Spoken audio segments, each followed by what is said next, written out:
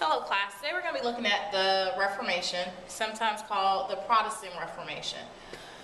The Reformation is going to have an impact on not only the past, but even how religions are done today.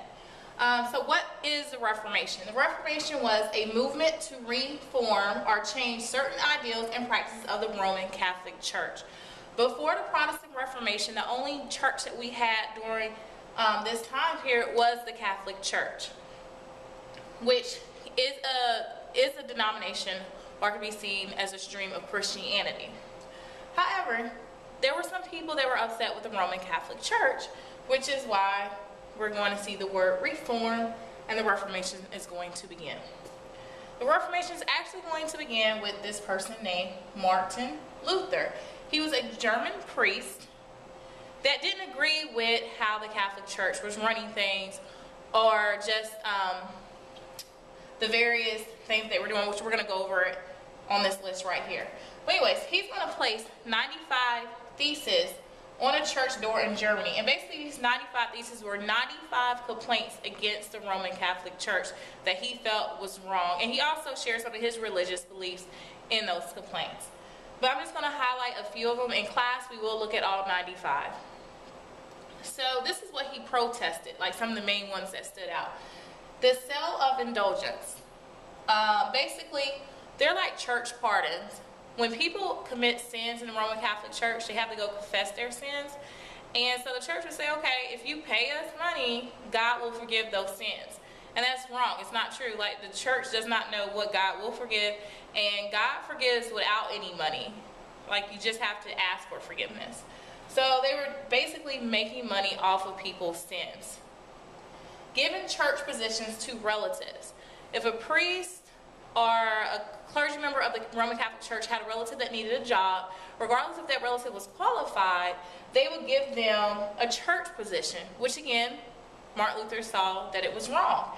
Also, selling of church offices. Let's say you did want to be a clergy of the Roman Catholic Church. Well, if you pay this certain amount of money, then they will make it happen. He also protested against the worldly and materialistic life led by some church officials. They basically wasn't following their vows and behaving in a manner that the clergy are supposed to behave, being members of the Roman Catholic Church. And they bought up materials. It was their clothes, houses, land. They were just very materialistic, and that went against everything that the Roman Catholic Church supposed to have stood for. I didn't leave space in your notes, but if you can find a place to add this. He believed that the Bible was the final authority, not the Pope. The Roman Catholic Church is headed by the Pope. Even today, the Roman Catholic Church is headed by the Pope. So people will put the Pope on a pedestal before they would actually look at the Bible. And Martin Luther saying, no, that is wrong. The Bible comes from God, so that is the final authority, not the Pope. And he did want the Bible to be translated so everybody can understand what the Bible is saying. They wouldn't have to go through a pope for translation, because you couldn't always trust that the Pope was telling you exactly what the Bible was saying. So what is going to lead to the Reformation besides Martin Luther's complaints? Economically, some rulers, because we have kings and queens during this time period, were upset about the economic power of the church, and the church owned a lot of land. If you're a church, your whole focus should be about saving souls, not being materialistic, not trying to gain as much power as you want to, not trying to gain land. And so these rulers were upset because the Roman Catholic Church was very successful as far as the amount of money that they had compared to the rulers. Politically, many felt, and these again are the rulers and the people, many felt the Pope had too much power over politics or non-religious matters. Like, the Pope should not deal with stuff that had nothing to do with the church or religion or God. That the Pope should only be concerned with those areas, and that wasn't the case. Like, the Pope would get involved in politics, the government.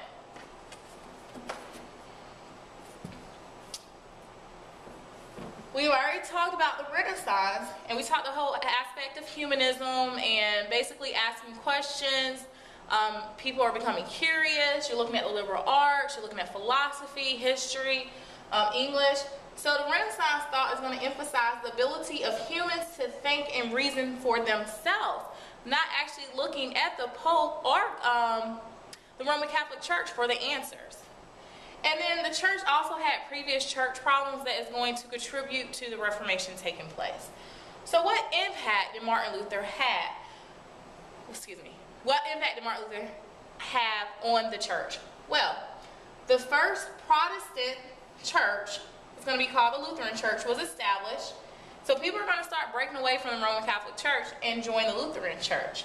You're also going to have other religions that are going to be created that will fit under the category of Protestant. Anything that's not Catholic would be considered Protestant. So if you look at present day, Baptists, Southern Baptists, Methodists, Lutherans, they're all Protestants. These are part of the big category of being Protestant. Also, the Protestant Reformation is not only going to stay in Germany or Western Europe, it's going to spread to England.